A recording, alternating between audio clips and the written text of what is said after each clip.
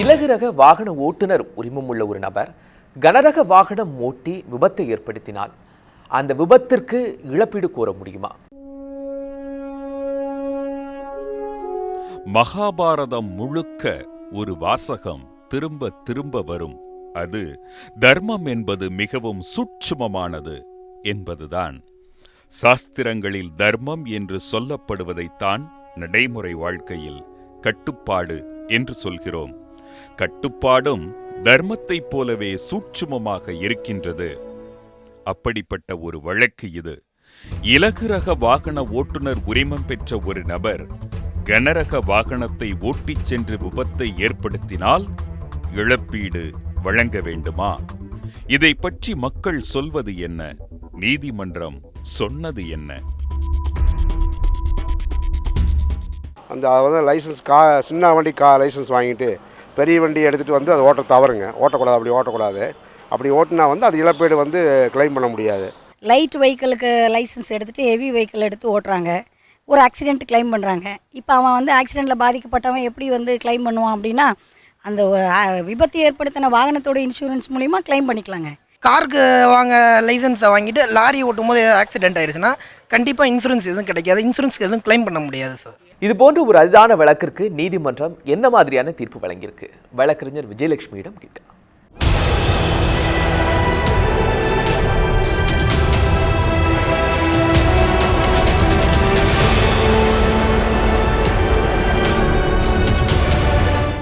வணக்கம் மேம்.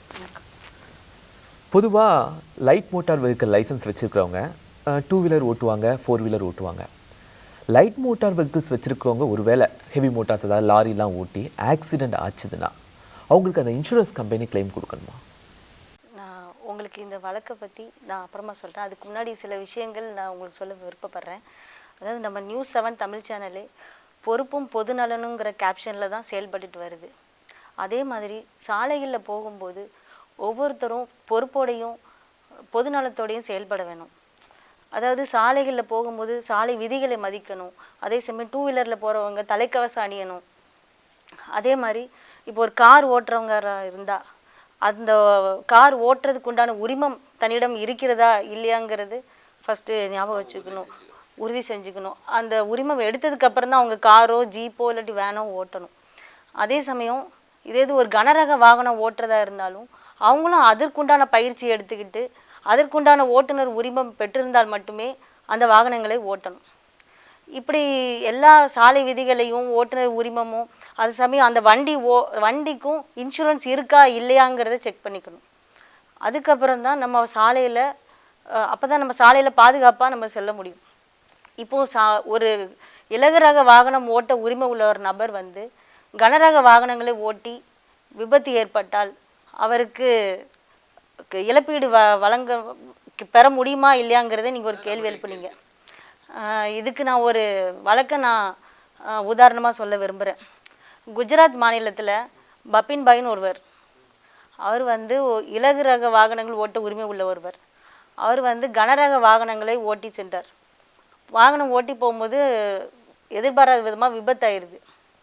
விபத்து ஆனதுக்கப்புறம் அவர் அந்த விபத்துக்குண்டான இழப்பீடு தொகையை பெற உரிமை உள்ளவர் ஆயிருந்தார்.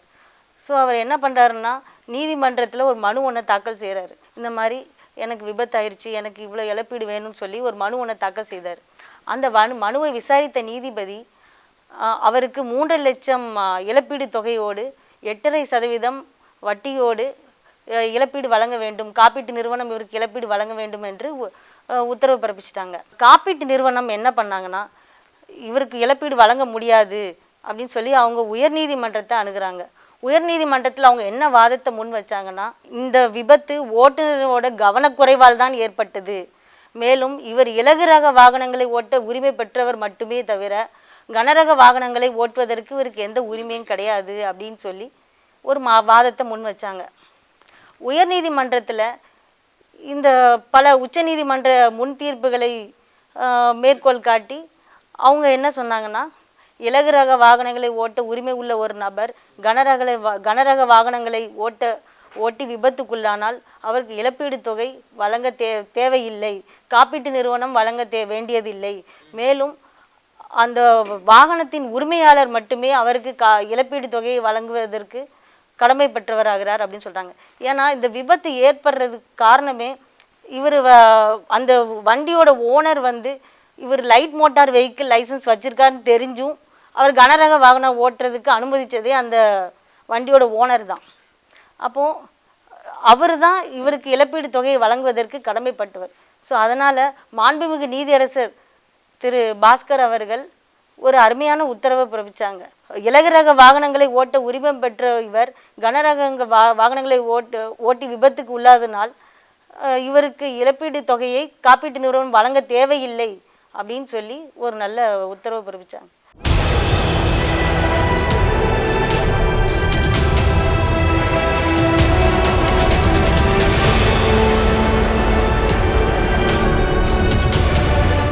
மீண்டும் அடுத்த வாரம் மேலும் சில வழக்குகளோடு மாண்புமிகு நீதியரசர் நிகழ்ச்சியில் சந்திக்கிறேன். வணக்கம்.